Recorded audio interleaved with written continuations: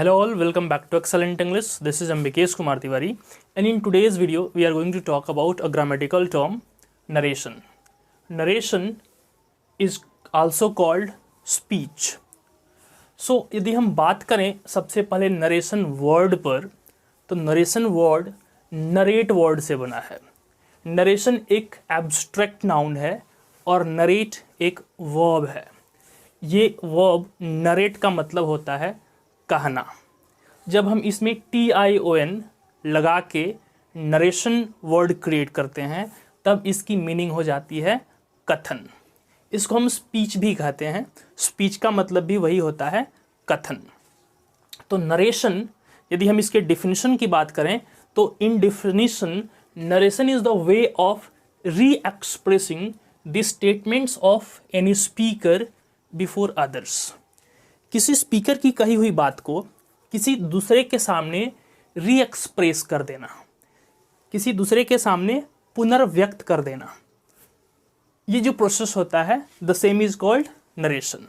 यानी कि किसी की बातों को किसी दूसरे के सामने कह देना. सिंपल वर्ड्स, चुगलखोरी कर देना, किसी की बात किसी दूसरे से कहना. अब ये जो चुगलखोरी वाली काम है, ये जो नरेशन है, to re-expressing the statements of others before others. It may have two ways, two modes. It means what? Narration has two kinds. Narration के speech के दो kinds हो सकते हैं. Direct narration, इसको हम direct speech भी कहते हैं. And the second one is indirect narration, indirect speech. So direct speech and indirect speech, two ways of narration, two kinds of narration. So direct narration and indirect narration. If we talk about the definition of direct narration or direct speech, we will say direct speech is the mode of speech in which the statements of any speakers are retold, means re-expressed in his exact words. किसी speaker की कही हुई बात को ठीक और हूबहू उसी के वर्ड्स में, उसी के लहजे में कह देना डायरेक्ट स्पीच होता है. मीन्स नॉर्मल वे में चुगलखोरी कर देना.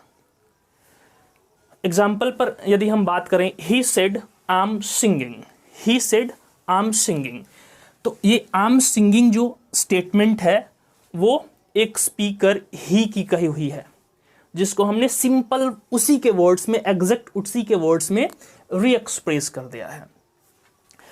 ही said to me you are wasting your time with your negligent friends. He said to me you are wasting your time with your negligent friends. उसने मुझसे कहा कि तुम अपने लापरवाह दोस्तों के साथ अपना समय बर्बाद कर रहे हो. तो you are wasting your time with your negligent friends, हूबहू इन्हीं वर्ड्स को, इसी सेंटेंस को इस स्पीकर ने कह दिया और हम उसको री एक्सप्रेस कर रहे हैं किसी दूसरे के सामने. तो what I told, if we are re expressing the statement of any speaker before others in exact the words which that previous speaker had used, this way of re-expression will be called direct narration or direct speech. किसी वक्ता के कहे हुए बात को ठीक उसी के शब्दों में कह देना is called direct narration. Now indirect narration. If we talk about the definition of indirect narration or indirect speech, we will say indirect narration is the mode of speech in which the statements of the speaker is retold by changing its words without changing its meaning. So if we are expressing the statement of any speaker, and while this re-expression we are changing the words as required, but we are taking care that the meaning should not be changed. This way of re-expression will be called indirect speech. यदि हम किसी वक्ता की कहे हुए बात को री-एक्सप्रेस कर रहे हैं लेकिन एज रिक्वायर्ड हम उसके वर्ड्स को चेंज कर रहे हैं, लेकिन हम उसके मीनिंग को चेंज नहीं कर रहे हैं। तो ये जो री एक्सप्रेशन का तरीका है, द मेथड ऑफ री expression will be called indirect speech. तो सिंपली डायरेक्ट स्पीच किसी वक्ता की कही हुई बात को उसी के शब्दों में कह देना, डायरेक्ट स्पीच। इनडायरेक्ट स्पीच किसी वक्ता के कही हुई बात को बदल के, शब्दों को बदल के, लेकिन मीनिंग को जैसे का तैसा रखते हुए कह देना, indirect speech. So let's talk about the example of indirect speech. ये जो हमने एग्जांपल दिया हुआ है आपको डायरेक्ट स्पीच का, उसी को हमने चेंज किया हुआ है। ही सेड, जैसे he said I am singing, इस सेंटेंस को हमने इनडायरेक्ट स्पीच में चेंज किया हुआ है। He said that he was singing. अब यहां पर आई ही हो गया, एम वॉज हो गया। ये जो अपने punctuation mark, comma and double inverted commas हैं वो दैट में चेंज हो गए। ये क्यों हुआ, that we will just discuss about in coming session. He told me that I was wasting my time with my negligent friends. He told me that I was wasting my time with my negligent friends. Now in this sentence you I में change हो गया, R was में change हुआ, clear? Your my में change हुआ। क्यों हुआ? The same we are going to study in this video. In this grammatical term narration में हमें यही पढ़ना है।